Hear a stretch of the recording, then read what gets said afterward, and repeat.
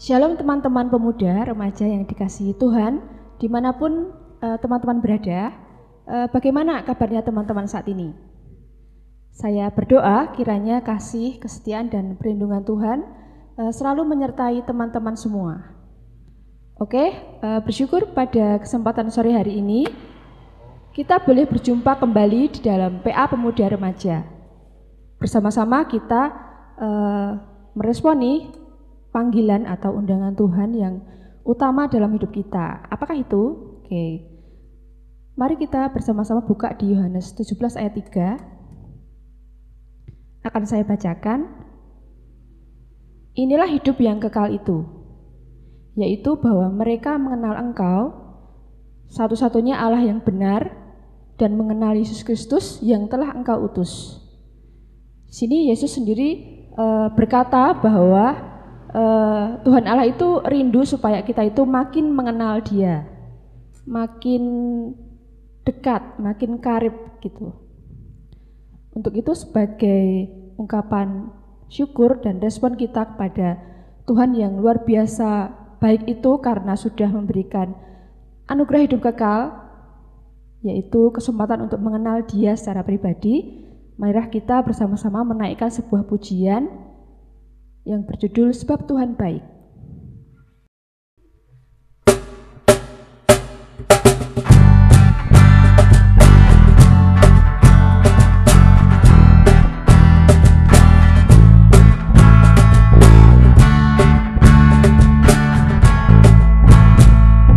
Masuk gerbangnya bersyukur dengan penuh pujian, bersuka di hadirat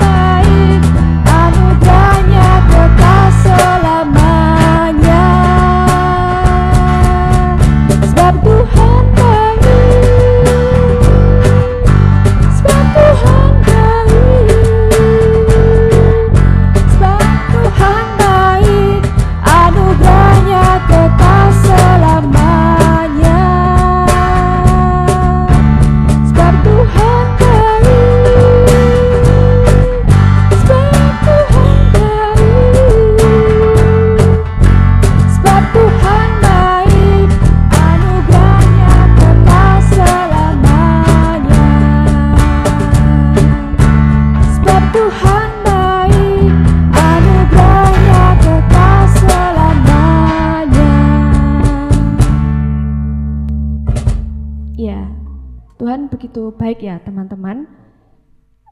Karena saat ini saya ditemani oleh para singer-singer nih, sekaligus bintang tamu, karena udah lama tidak berjumpa di gereja ini pada saat rekaman maksudnya.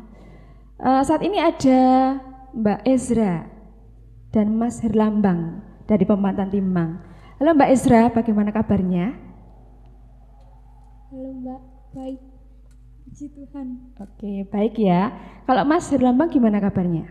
Luar biasa baik. Oke, luar biasa baik. Mbak Ezra sama Mas Herlambang ini sudah bekerja ya teman-teman. Boleh share sedikit?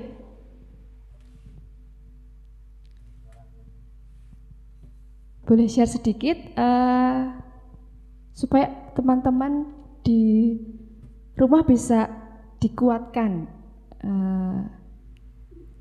Waktu selama pandemi ini kira-kira apa yang dialami gitu dari Mbak Ezra? Boleh sedikit cerita apa yang dialami selama masa pandemi ini? Mungkin ketika di pekerjaan harus tetap berangkat bekerja padahal suasananya baru seperti ini, adakah ketakutan atau biasa aja gitu? Silakan Mbak Ezra, sedikit aja. Ya kalau mau berangkat itu kan harus ada persiapan dulu Mbak, pakai masker, bawa hand sanitizer. Terus kalau sampai di tempat kerjaan kan juga harus cuci tangan dulu sebelum masuk ke gedungnya. Terus ada jaga jarak juga. Jadi kalau berkerumun gitu kan malah nanti kan memperparah. Terus jadinya dikasih jaga jarak gitu. Kalau makan di kantin gitu juga harus ada jaga jaraknya gitu. Pakai ambil makanan dari kantin ataupun biasanya juga bisa bekal sendiri dari rumah. Jadi harus ada persiapan dari rumah juga. Oke, jadi lebih banyak persiapan dari yang biasanya gitu ya. Jadi harus melatih adaptasi baru, harus sering-sering jaga jarak, pakai masker gitu ya. Oke, terima kasih Mbak Ezra. Lalu Mas Herlambang, boleh share sedikit apa aja yang dialami selama kira-kira 5 bulan pandemi ini? Oke, silakan.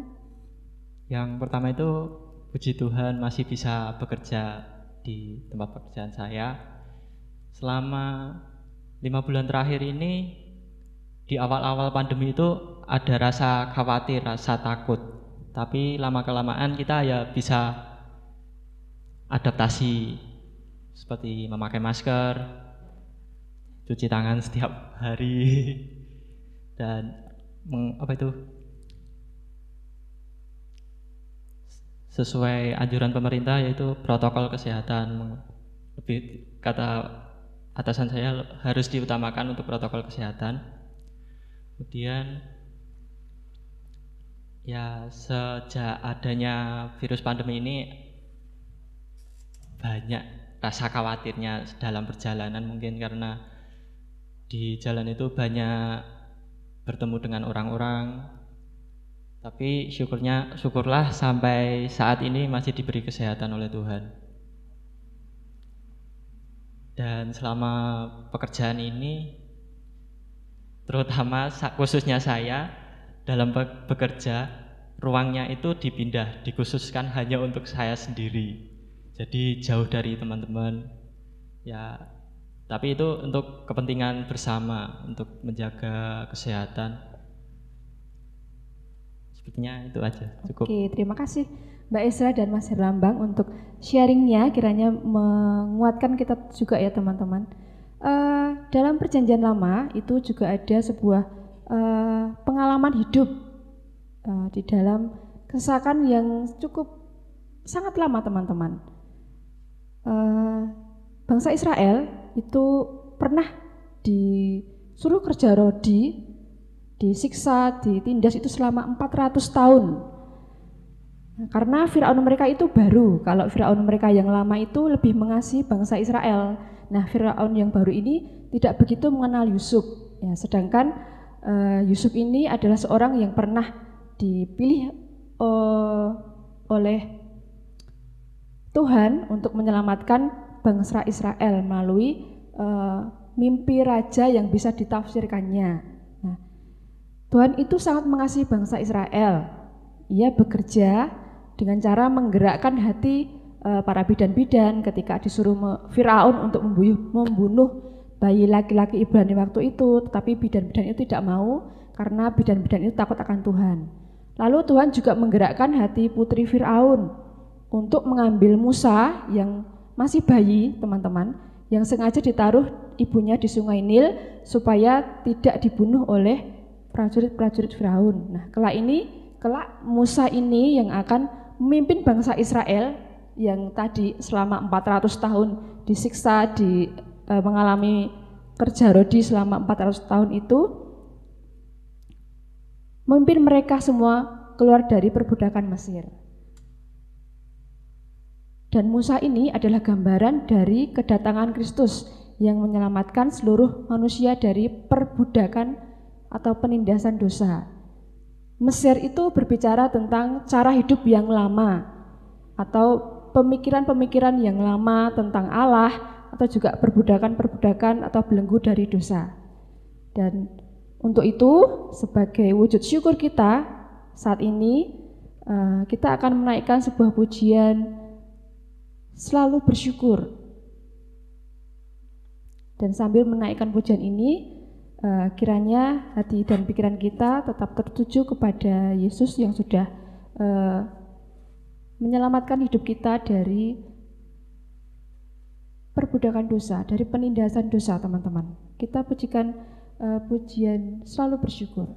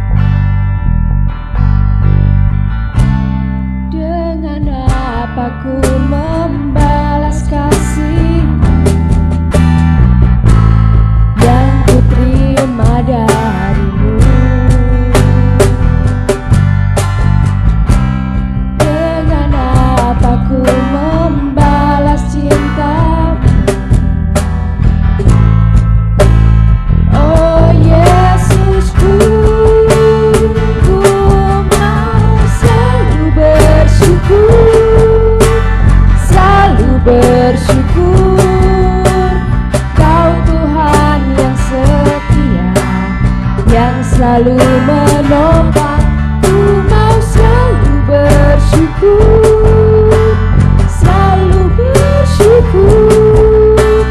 Kau Bapakku yang setia, dengan apa ku membalas kasih yang ku terima darimu.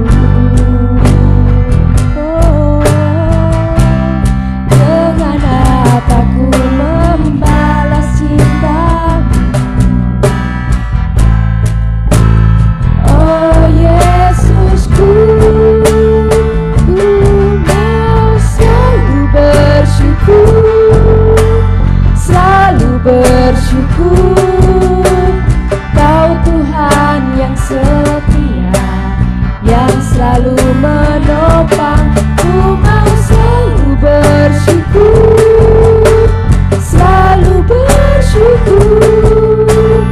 Kau Bapakku yang setia, ku mau selalu bersyukur, selalu bersyukur. Kau Tuhan yang setia, yang selalu menopang. Ku mau selalu bersyukur, selalu bersyukur. Kau Bapakku yang setia.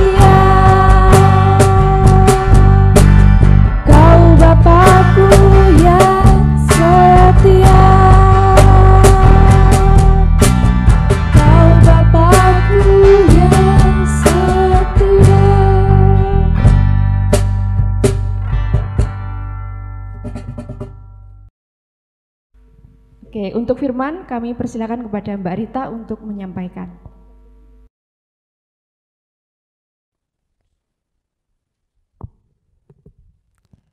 Shalom, selamat sore Sobat Muda di GKJ Wonogiri. Kembali kita ketemu di persekutuan hari ini, masih online, dan kita bersama-sama hari ini di kesempatan yang indah Tuhan berikan buat kita, dan kita terus percaya bahwa Tuhan akan menyertai, melindungi kita dengan kesehatan yang baik, hingga suatu saat nanti kita boleh ketemu bersama-sama, bertatap muka, dan bersekutu. Tapi tidak mengurangi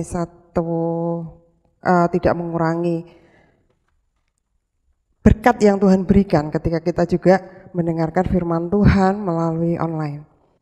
Hari ini kita akan belajar melalui kitab Keluaran pasal yang pertama, ayat yang pertama sampai dengan yang ke-22. Namun sebelumnya kita akan berdoa terlebih dahulu. Mari kita sama-sama berdoa, minta pertolongan Roh Kudus supaya kita mampu untuk mengerti kehendak Tuhan di dalam setiap firman-Nya. Mari kita berdoa. Bapa di dalam surga, kami sungguh bersyukur kalau hari ini kami boleh berada dalam persekutuan, dan kami bersyukur kalau firman Tuhan hari ini boleh kami terima.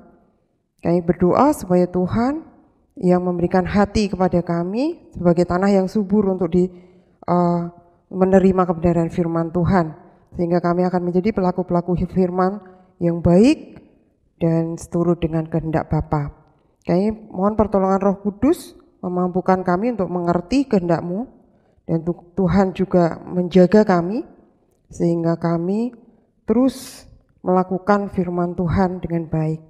Terima kasih Bapa. Di dalam nama Tuhan Yesus Kristus kami berdoa. Oke, kita akan baca dari Keluaran pasal yang pertama ayat 1 sampai dengan 22. Demikian firman Tuhan. Inilah nama para anak Israel yang datang ke Mesir bersama-sama dengan Yakub. Mereka datang dengan keluarganya masing-masing. Ruben, Simeon, Lewi dan Yehuda, Isakar, Zebulon dan Benyamin, dan serta Naftali, Gad dan Asyer. Seluruh keturunan yang diperoleh Yakub berjumlah 70 jiwa. Tetapi Yusuf telah ada di Mesir. Kemudian matilah Yusuf serta semua saudara-saudaranya dan semua orang yang seangkatan dengan dia. Orang-orang Israel beranak cucu dan tak terbilang jumlahnya. Mereka bertambah banyak dan dengan dahsyat berlipat ganda, sehingga negeri itu dipenuhi mereka. Kemudian bangkitlah seorang raja baru memerintah tanah Mesir yang tidak mengenal Yusuf. Berkatalah raja itu kepada rakyatnya, bangsa Israel itu sangat banyak dan lebih besar jumlahnya daripada kita. Marilah kita bertindak dengan bijaksana terhadap mereka, supaya mereka jangan bertambah banyak lagi. Dan jika terjadi peperangan, jangan bersekutu nanti dengan musuh kita dan memerangi kita, lalu pergi dari negeri ini. Sebab itu pengawas-pengawas Rodi ditempatkan atas mereka untuk menindas mereka dengan kerja paksa. Mereka harus mendirikan bagi Firaun kota-kota perbekalan, yakni Pitom dan Ramses. Tetapi makin ditindas, makin bertambah banyak dan berkembang mereka, sehingga orang merasa takut kepada orang Israel itu. Lalu dengan kejam orang Mesir memaksa orang Israel bekerja dan memahitkan hidup mereka dengan pekerjaan yang berat, yaitu mengerjakan tanah liat dan batu bata, dan berbagai-bagai pekerjaan di padang. Ya, segala pekerjaan yang dengan kejam dipaksakan orang Mesir kepada mereka itu.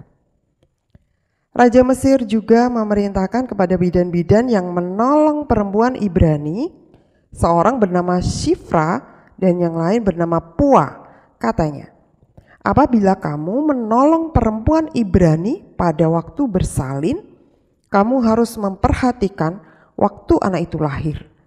Jika anak laki-laki, kamu harus membunuhnya, tetapi jika anak perempuan, bolehlah ia hidup. Tetapi bidan-bidan itu takut akan Allah dan tidak melakukan seperti yang dikatakan Raja Mesir kepada mereka, dan membiarkan bayi-bayi itu hidup. Lalu Raja Mesir memanggil bidan-bidan itu dan bertanya kepada mereka, "Mengapakah kamu berbuat demikian, membiarkan hidup bayi-bayi itu?" Jawab bidan-bidan itu kepada Firaun, "Sebab perempuan Ibrani tidak sama dengan perempuan Mesir, melainkan mereka kuat. Sebelum bidan datang, mereka telah bersalin." Maka Allah berbuat baik kepada bidan-bidan itu, bertambah banyaklah bangsa itu dan sangat berlipat ganda. Dan karena bidan-bidan itu takut akan Allah, maka ia membuat mereka berumah tangga. Lalu Firaun memberi perintah kepada seluruh rakyatnya, "Lemparkanlah segala anak laki-laki yang lahir bagi orang Ibrani ke dalam sungai Nil, tetapi segala anak perempuan biarkanlah hidup." Demikianlah firman Tuhan. Berbahagialah kita semuanya yang mendengarkan firman Tuhan, melakukannya dalam kehidupan kita sehari-hari, merenungkannya di dalam hati kita. Haleluya. Hari ini temanya adalah percaya dan bertindak. Jadi kita mempunyai tujuan hari ini bahwa kita semuanya, remaja-remaja dan pemuda GKJ Wonogiri ini memiliki pengakuan yang dinyatakan di dalam perbuatan, yaitu percaya dan bertindak. Nah, sobat muda, dari latar belakang kisah yang kita baca hari ini, kita tahu bahwa orang Israel itu tinggal di Mesir pada saat Yusuf dipercaya dan diberi kedudukan di Mesir. Yakub dan seluruh keturunan berada di Mesir. Nah, kisah ini, kisah kebahagiaan mereka atau sukacita mereka di Mesir itu berubah ketika bangkit seorang raja baru di Mesir yang tidak mengenal Yusuf dan jasa-jasanya bagi bangsa Mesir. Kita kan tahu cerita sebelumnya bahwa Yusuf itu dipakai Tuhan untuk memberkati bangsa Mesir dari bencana kelaparan, dan akhirnya Yusuf diberi kekuasaan, dan ketika keluarganya membutuhkan makanan di saat-saat mereka kelaparan, mereka datang ke Mesir dan Yusuflah yang juga menyelamatkan bangsanya sampai mereka pada akhirnya tinggal di Mesir dan tinggal dengan sangat banyak jumlahnya. Nah, ini yang kemudian menakutkan bagi bangsa Mesir. Raja baru yang menjadikan bangsa Israel itu sebagai budak dengan kerja keras untuk tujuannya adalah untuk menekan pertumbuhan kelahiran yang semakin mengancam bangsa Mesir saat itu.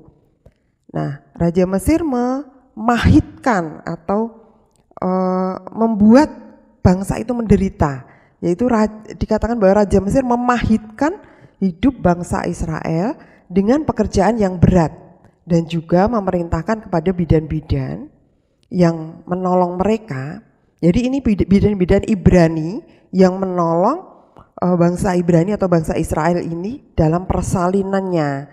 Perempuan-perempuan Ibrani ini harus, bidan-bidan ini harus membunuh setiap anak laki-laki yang mereka lahirkan. Nah, diceritakan di sini bahwa bidan-bidan itu bernama Sifra dan Pua. Dan dikatakan di sana bahwa dua bidan ini adalah bidan yang takut akan Allah. Dan akhirnya dia karena sikap takut akan Allah itu membuat mereka mempunyai keberanian untuk menentang perintah raja. Yang perintahnya adalah membunuh setiap anak laki-laki yang dilahirkan oleh bangsa Ibrani atau bangsa Israel itu. Nah, Sifra dan Pua memiliki kebijaksanaan dengan berargumen atau memberikan alasan kenapa kok tidak kamu bunuh. Nah, mereka mengatakan bahwa perempuan-perempuan Israel itu kuat Sehingga sebelum bidan itu datang, mereka sudah melahirkan dengan baik. Nah, akhirnya Allah memperhitungkan apa yang dilakukan oleh dua bidan ini, yaitu bidan Pua dan bidan Sifra, dengan memberkati mereka, yaitu memberikan kasih karunia untuk hidup berumah tangga. Nah, kita akan pelajari hari ini, kita akan sama-sama melihat atau istilahnya eksposisi, atau kita melihat tokoh dari dua orang bidan ini, yaitu Sifra dan Pua. Alkitab hanya menyebutkan nama Sifra dan Pua ini hanya sebanyak 1 kali, yaitu ada di Keluaran pasal 1 ayat 15. Tetapi apa yang mereka lakukan itu memberikan dampak yang sangat besar bagi bangsa Israel. Sifra dan Pua ini mencatatkan namanya dalam sejarah yang besar dari bangsa Israel. Kita tahu bahwa Sifra dan Pua ini namanya tercatat selamanya di dalam Alkitab yang kita miliki. Nah, itu suatu hal yang luar biasa ketika seseorang itu dipercayakan namanya untuk ditulis di dalam Alkitab. Nah, ini yang terjadi dengan Sifra dan Pua. Apa yang dilakukan bidan Sifra dan bidan Pua ini sangat diperhitungkan oleh Tuhan. Mari kita meneliti lebih jelas lagi, lebih detail lagi apa yang telah dilakukan oleh dua bidan pemberani ini. Sehingga Tuhan sangat memperhitungkan mereka berdua. Yang pertama, kita melihat bahwa Sifra dan Pua itu adalah dua bidan yang takut akan Allah. Kita telah membacanya tadi di Keluaran pasal 1 ayat yang ke-17. Tetapi bidan-bidan itu takut akan Allah dan tidak melakukan seperti yang dikatakan Raja Mesir kepada mereka dan membiarkan bayi-bayi itu hidup. Nah, kita tahu bahwa Mesir itu menyembah banyak dewa. Dan orang Israel, bangsa Israel itu tumbuh bersama dengan masyarakat yang menyembah dewa, bukan Allah. Tetapi bangsa Israel ini sangat-sangat menjaga kehidupan mereka untuk tetap berada dalam sikap takut akan Allah. Jadi terus menjaga apa yang sudah diberikan atau apa yang sudah dipercayai oleh Abraham, Ishak dan Yakub untuk tetap menyembah kepada Allah. Nah, sikap takut akan Allah ini adalah sikap taat kepada kebenaran Allah dibandingkan dengan apapun juga. Sehingga yang dikedepankan itu adalah kebenaran Allah. Nah, ini yang dilakukan oleh dua bidan ini, Sifra dan Pua.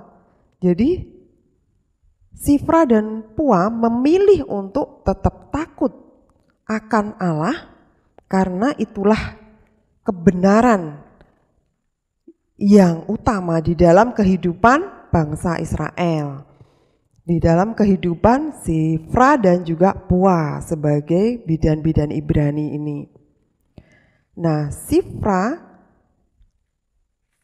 dan Pua ini bersikap benar dengan tetap mengedepankan sikap takut akan Allah. Dan kita tadi telah membacanya di Keluaran pasal 1 ayat 17. Yang kedua, kita bisa melihat lagi apakah yang dilakukan oleh dua bidan ini sehingga Tuhan sangat memperhitungkannya. Yang kedua adalah Sifra dan Pua ini berani bertindak benar dengan menentang perintah Raja Mesir. Nah, kita boleh melihatnya kembali di Keluaran pasal 1 ayat 15 sampai dengan 16. Raja Mesir juga memerintahkan kepada bidan-bidan yang menolong perempuan Ibrani, seorang bernama Sifra dan yang lain bernama Pua, katanya, apabila kamu menolong perempuan Ibrani pada waktu bersalin, kamu harus memperhatikan waktu anak itu lahir. Jika anak laki-laki, kamu harus membunuhnya, tetapi jika anak perempuan, bolehlah ia hidup. Ayat yang ke-17, tetapi bidan-bidan itu takut akan Allah dan tidak melakukan seperti yang dikatakan Raja Mesir kepada mereka dan membiarkan bayi-bayi itu hidup. Nah, mereka melawan perintah Raja Mesir yang menginginkan pembunuhan atas kelahiran bayi laki-laki Ibrani. Artinya bahwa keputusan menentang raja itu adalah keputusan yang sangat-sangat berani. Karena keputusan itu konsekuensinya adalah mempertaruhkan nyawa mereka. Kalau menentang raja itu konsekuensinya hal yang paling mungkin adalah mendapatkan hukuman. Nah, hukuman bisa apa saja, seperti itu. Mungkin hukuman yang sangat berat sampai pada dihukum mati, seperti itu. Tapi kenyataannya yang kita bisa lihat dari dua bidan ini bahwa mereka mengambil keputusan yang sangat berani dengan mempertaruhkan nyawa mereka. Itu faktanya dari kisah Sifra dan Pua. Bertindak dengan benar, menentang perintah raja dengan konsekuensi yang sangat berat karena mempertaruhkan nyawa mereka. Nah, kita akan lihat lagi yang ketiga. Tadi sudah yang kedua, yang sekarang adalah yang ketiga. Mengapa Tuhan sangat memperhitungkan mereka? Apa yang dilakukan oleh Sifra dan Pua? Yang ketiga adalah Sifra dan Pua memiliki kebijaksanaan. Kita bisa membacanya dalam Keluaran 1 ayat 18-19. Dikatakan, lalu Raja Mesir memanggil bidan-bidan itu dan bertanya kepada mereka, mengapakah kamu berbuat demikian, membiarkan hidup bayi-bayi itu? Jawab bidan-bidan itu kepada Fir'aun, sebab perempuan Ibrani tidak sama dengan perempuan Mesir, melainkan mereka kuat. Sebelum bidan datang, mereka telah bersalin. Nah, ini kebijaksanaan yang dikatakan, yang dimiliki oleh Sifra dan Pua. Jadi kebijaksanaan itu dapat mempengaruhi Raja Mesir pada akhirnya dengan menyatakan bahwa perempuan Ibrani itu kuat. Sebelum bidan datang, mereka sudah melahirkan. Nah, tindakan bijaksana Sifra dan Pua ini akhirnya mampu mempengaruhi raja untuk mengubah peraturan yang tidak membunuh anak laki-laki Ibrani tetapi melemparkan mereka ke sungai Nil. Ini bisa kita lihat di ayat 22. Lalu Fir'aun memberi perintah kepada seluruh rakyatnya, lemparkanlah segala anak laki-laki yang lahir bagi orang Ibrani ke dalam sungai Nil. Tetapi segala anak perempuan biarkanlah hidup. Nah, ini kalau kita tahu ya, untuk selanjutnya itu kan ada kisah Musa. Dan Musa pun dihanyutkan di sungai Nil dan kemudian diangkat oleh putri Fir'aun sendiri. Nah, itu yang ketiga. Yang keempat, kita melihat faktanya tentang Sifra dan Pua ini adalah bahwa Sifra dan Pua itu mendapatkan kasih karunia kebaikan Tuhan dengan membuat mereka berumah tangga.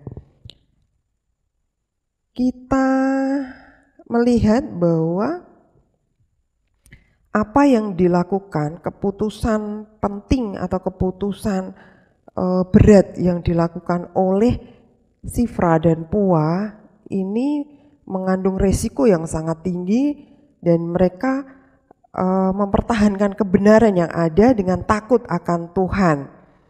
Dan akhirnya Tuhan memberikan reward atau Tuhan juga memperhitungkan apa yang sudah dilakukan itu. Jadi Tuhan telah memberikan mereka kasih karunia. Apa kasih karunianya? Kita lihat di ayat 20 dari kitab Keluaran pasal 1, ayat yang ke-20, di 20 dan 21. Dikatakan, maka Allah berbuat baik kepada bidan-bidan itu, bertambah banyaklah bangsa itu dan sangat berlipat ganda. Dan karena bidan-bidan itu takut akan Allah, maka ia membuat mereka berumah tangga. Jadi Sifra dan Pua ini diberi karunia oleh Tuhan dengan kehidupan baik sebagai kehidupan berumah tangga. Jadi inilah kasih karunia yang luar biasa yang diberikan Tuhan kepada Sifra dan Pua, karena apa yang dilakukan Sifra dan Pua ini yang mempertahankan kebenaran, akan takut akan Tuhan dan bertindak bijaksana menentang raja walaupun resikonya tinggi, walaupun resikonya nyawa. Nah, sobat muda, apa yang kita pelajari dari perikop ini tentang utamanya tentang Sifra dan Pua? Nah, kita melihat bagaimana luar biasanya mereka ya mengambil keputusan, pilihan-pilihan yang sulit bagi hidup mereka, tetapi mereka berani untuk mempertahankan itu, untuk mengambil sikap yang benar, takut akan Tuhan. Nah, kita boleh mempelajari bahwa dari ini semua bahwa Tuhan ingin memakai kita, siapapun kita, untuk rencananya yang besar. Dan jangan pernah meremehkan kuasa Allah. Kita melihat peristiwa Sifra dan Pua ini, siapa sih mereka? Dan ternyata mereka dipakai oleh Tuhan, ya mereka bidan. Jadi pekerjaan apapun bisa dipakai Tuhan untuk menyiapkan rencananya yang besar. Dan dalam hal ini rencananya bagi bangsa Israel. Nah, Tuhan bisa pakai siapa saja. Dan kali ini Tuhan memakai bidan-bidan ini untuk menyelamatkan bangsa Israel. Dan juga untuk memberikan teladan kepada kita. Jadi kalau kita melihat di dalam Alkitab, itu siapa saja Tuhan pakai. Siapapun, apapun, ada penjala ikan, ada anak-anak, ada orang tua, ada wanita sundal, bahkan ada wanita yang tidak baik bahkan. Dan semuanya dipakai Tuhan luar biasa ketika mereka mengenal satu pribadi di dalam kebenaran Tuhan itu. Dan mereka ikut ambil bagian dalam rencana Tuhan. Nah, itu juga yang akan terjadi dalam hidup kita. Tuhan pengen memakai siapapun kita, apapun pekerjaan kita, dimanapun sekolah kita, seberapapun usia kita, seberapapun kekayaan kita, semuanya itu dipakai Tuhan untuk menyiapkan rencana Tuhan di dalam kehidupan kita dan kehidupan orang-orang di sekeliling kita. Dan kita mesti percaya hal itu. Dan kita sudah membuktikannya pada Sifra dan Pua di dalam firman Tuhan. Dan jangan pernah meremehkan kuasa Allah, karena Tuhan bisa pakai siapa saja dari kita semuanya tanpa terkecuali ketika kita berada dalam kebenaran Tuhan. Nah, apalagi yang kita bisa pelajari dari ini, yaitu sikap takut akan Tuhan itu adalah sikap untuk menjaga perintah dan kebenaran Tuhan dalam segala aspek hidup kita. Hal ini akan berpengaruh terhadap pilihan-pilihan di dalam kehidupan sehari-hari. Saya ulangi lagi ya. Sikap takut akan Tuhan adalah sikap menjaga perintah dan kebenaran Tuhan dalam segala aspek hidup kita. Hal ini akan berpengaruh terhadap pilihan-pilihan dalam kehidupan kita sehari-hari.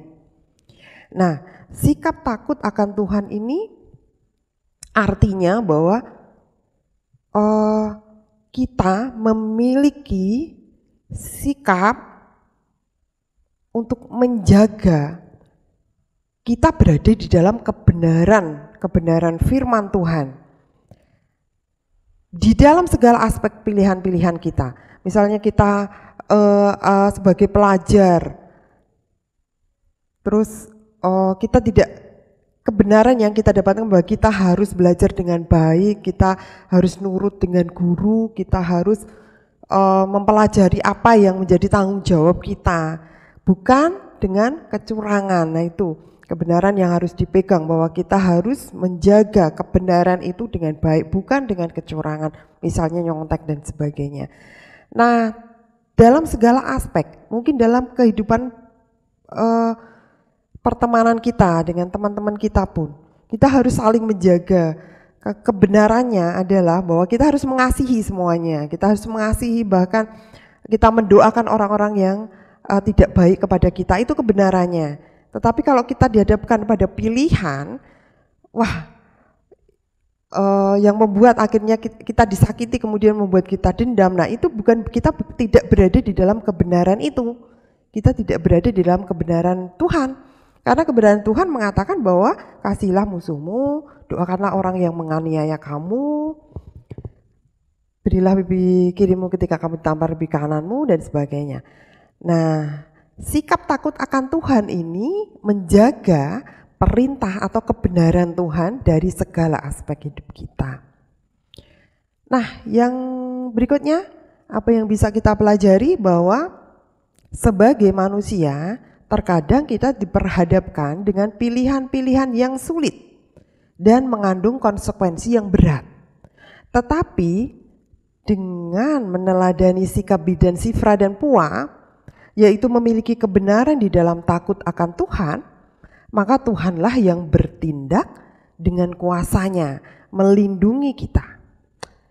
Saat kita berani mengambil pilihan yang tepat, Tuhan tidak ragu untuk mencurahkan berkat-Nya pada kita. Nah, teladan inilah yang kita dapatkan melalui perikop yang kita pelajari hari ini dalam persekutuan kita, dalam pemahaman Alkitab kita, dan kita perlu merefleksikannya dalam diri kita masing-masing, pribadi lepas pribadi. Dua pertanyaan penting dari perikop yang kita pelajari hari ini. Pertanyaan pertama sebagai refleksi, dan ini silahkan dijawab sobat muda semuanya, pribadi lepas pribadi, direnungkan baik-baik, dijawab baik-baik, dan didoakan di hadapan Tuhan. Nah, yang pertama, ketika sobat muda mengalami situasi untuk menentukan pilihan yang sulit, bagaimana respon? Bagaimana responnya? Dan silakan direnungkan, direfleksikan dalam diri masing-masing. Ketika kita sudah mempelajari apa yang sudah dilakukan oleh Sifra dan Pua, kita sudah memiliki satu kebenaran yang kekal di dalam hidup kita. Pertanyaan ini pasti bisa dijawab dan direnungkan secara pribadi. Ketika sobat muda mengalami situasi untuk menentukan pilihan yang sulit, bagaimana respon sobat muda semuanya? Yang kedua, apakah pilihan yang kita ambil itu sudah sesuai dengan kehendak Tuhan ataukah mengikuti keinginan manusia? Coba kita renungkan sama-sama. Apakah benar pilihan yang sudah kita ambil? Mungkin dalam kehidupan kita sudah memilih sesuatu. Apakah pilihan itu sudah sesuai dengan kehendak Tuhan ataukah mengikuti keinginan kita ataukah keinginan orang lain atau manusia? Dan yang terakhir yang harus kita lakukan adalah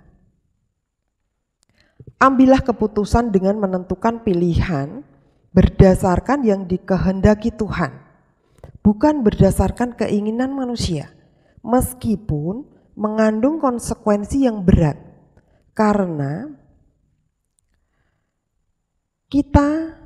ketika kita berada dalam kebenaran Allah, maka Allah sendiri yang menolong dan memberkati kita. Kunci menghadapi pilihan yang dilematis atau pilihan yang sulit, yang membingungkan adalah satu kalimat saja: takut akan Tuhan. Sobat muda, percaya dan bertindaklah dalam kebenaran Allah, di dalam takut akan Tuhan. Amin. Ya, mari kita berdoa untuk menutup renungan kita hari ini, untuk firman Tuhan yang boleh kita terima hari ini. Kita akan mengucap syukur. Mari kita berdoa. Bapa di dalam surga, kami bersyukur atas apa yang sudah kami pelajari hari ini mengenai Shifra dan Poa, dua bidan yang diberkati oleh Tuhan, dua bidan yang dengan berani mempertahankan kebenaran akan takut akan Tuhan, dan mereka telah mendapatkan berkat-Mu yang luar biasa dengan dikaruniai hidup berumah tangga. Untuk itu Tuhan, biarlah kami boleh meneladani sikap-sikap yang dilakukan oleh Shifra dan Poa di dalam setiap firman-Mu ini, dan kami boleh memilih yang terbaik dalam hidup kami, bukan berdasarkan pada keinginan manusia atau keinginan kami, tetapi kami boleh memilih segala sesuatu dengan dasar takut akan Tuhan. Dan pilihan kami adalah pilihan yang menjadi kehendak Tuhan dan memuliakan Engkau dalam hidup kami. Terima kasih ya Bapak, berkati setiap anak muda di GKJ Wonogiri, dan berkati kami semua di dalam setiap pelayanan kami dimanapun kami berada. Kami percaya bahwa Tuhan memberkati kami dengan sukacita, dengan damai sejahtera, dengan kasih yang melimpah, dengan saling mengasihi satu sama lain, dengan saling menghormati satu sama lain. Dan terlebih di saat-saat sekarang kami harus menghadapi masa-masa yang sulit bagi kesehatan kami percaya bahwa Tuhan tetap menjaga kami di dalam kuasa darah Yesus. Untuk itu kami terus memohon pertolongan Tuhan, kami terus meminta pertolongan Tuhan untuk kami tetap sehat di dalam kami menjalani kehidupan kami. Terima kasih Bapa, di dalam nama Tuhan Yesus Kristus kami berdoa dan mengucap syukur. Amin. Oke, terima kasih Mbak Rita untuk firman yang disampaikan. Kiranya semakin menolong kita untuk semakin percaya dan bertindak, semakin bertumbuh dan mengalami Tuhan Yesus dalam hidup sehari-hari. Dan sebagai respon hati kita terhadap firman Tuhan yang telah kita terima, saat ini mari kita bersama-sama memujikan sebuah pujian yang berjudul Pelangi Kasih-Nya. Mari teman-teman, sambil kita menyanyikan pujian ini, kita merenungkan firman Tuhan yang sudah tadi kita terima.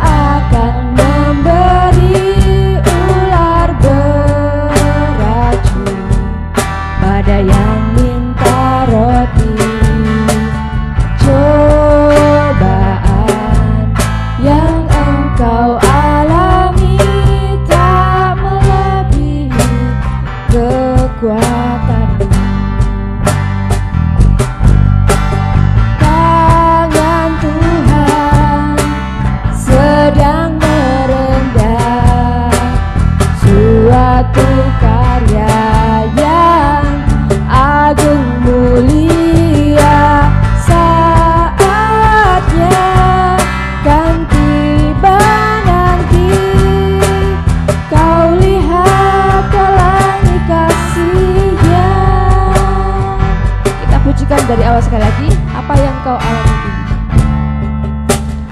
Apa yang kau alami kini?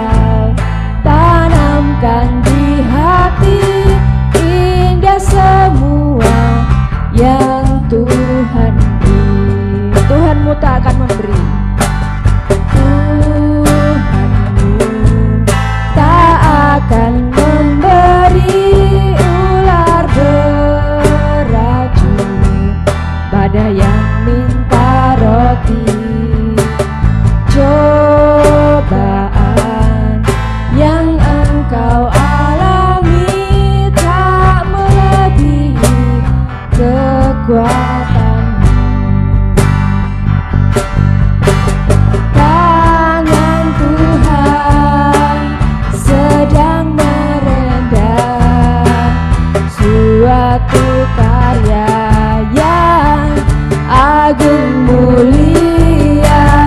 Saatnya kan tiba nanti, kau lihat pelangi kasih-Nya. Tangan Tuhan sedang merendam suatu karya yang agung mulia.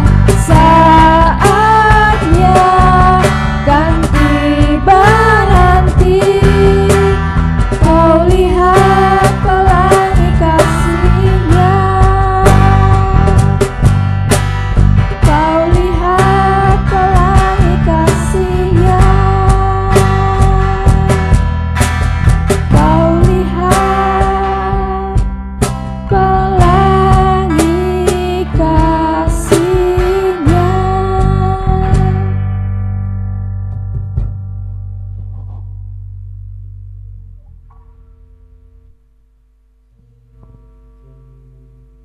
Oke, teman-teman, saat ini mari kita bersama-sama untuk berdoa syafaat. Saya akan meminta bantuan teman-teman yang ada di sini. Ada Mas Herlambang. Saya meminta kesediaannya untuk berdoa bangsa dan negara ya. Kemudian Mbak Ezra berdoa untuk persekutuan dan gereja. Kemudian yang terakhir, studi dan pekerjaan, saya meminta dengan kasih Mas Rangga. Oke, yang penutup saya yang akan menutup. Mari kita berdoa.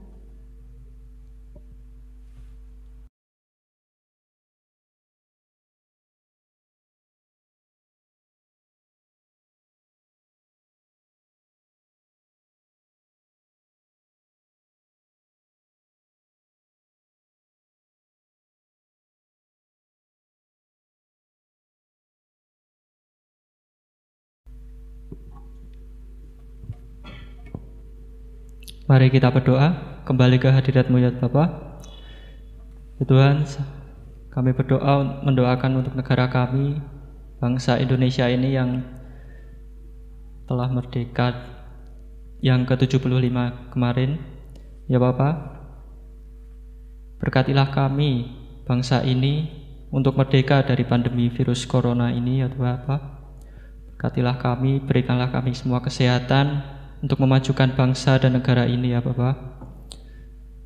Kiranya Engkau memberkati para pemimpin bangsa ini dalam menangani kasus-kasus dalam negeri ini ya Bapa. Berkatilah mereka, kuatkan mereka, bimbinglah mereka.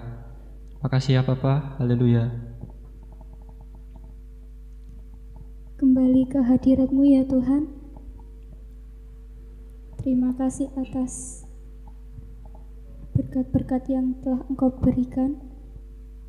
Walaupun kami hanya beribadah lewat HP, online, dan sebagainya, kiranya kami dimampukan untuk mengerti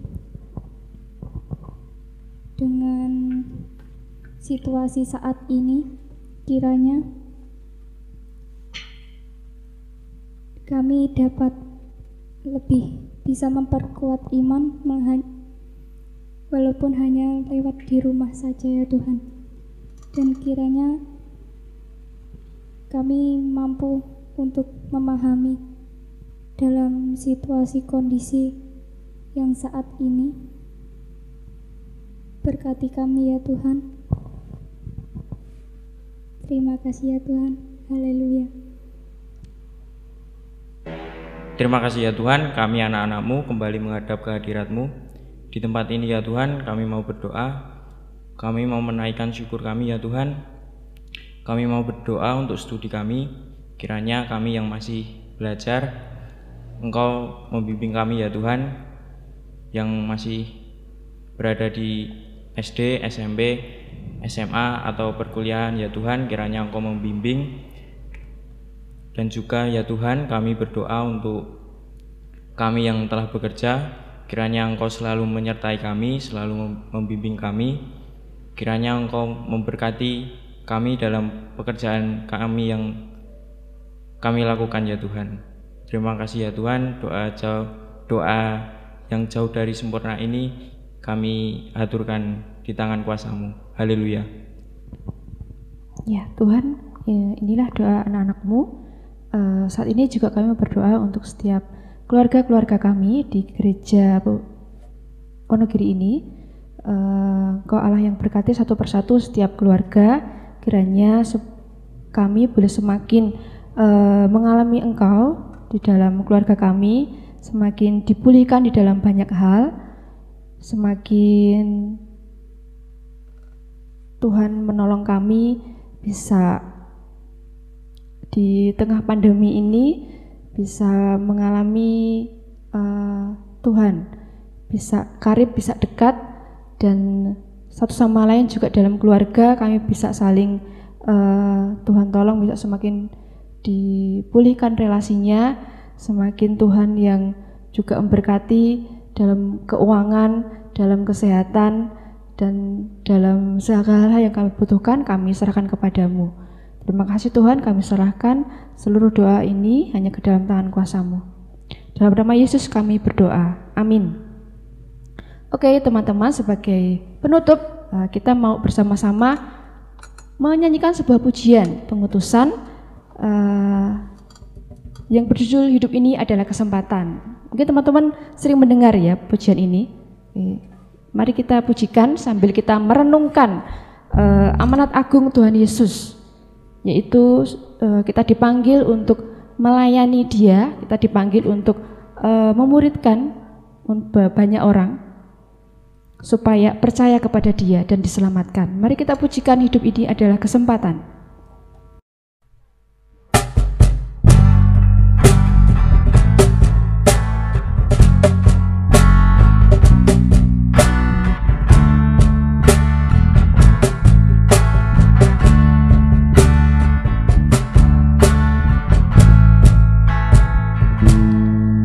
Hidup ini adalah kesempatan.